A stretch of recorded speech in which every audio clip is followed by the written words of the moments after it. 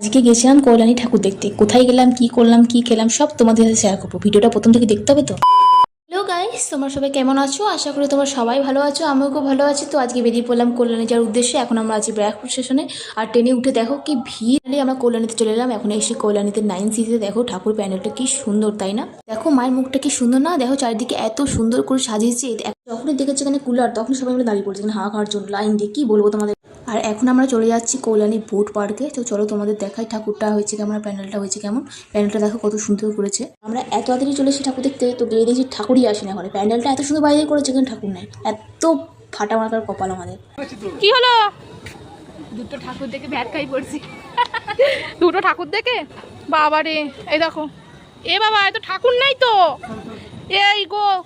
তো গাইস চলো এখন আমরা যাবো কল্যাণী আইটিআই মোড়ে, সেখানে গিয়ে ঠাকুরটা দেখবো, তোমাদের শেয়ার করি। আর ঘুরতে এসেছি, কিছু খাবো না তাই কোনো হয়। নিলাম 1 প্লেট পাপড়ি চাট। কেউ পেট ভরেনি, এখন খাবো এগ রোল। আমাকে দেখে মনে হয় আমি খেতে পারি, কিন্তু ফাস্ট ফুড আমার ফেভারিট। চাট এগ রোল খেয়েও পেট ভরেনি, এখন খাবো মথুরাকে।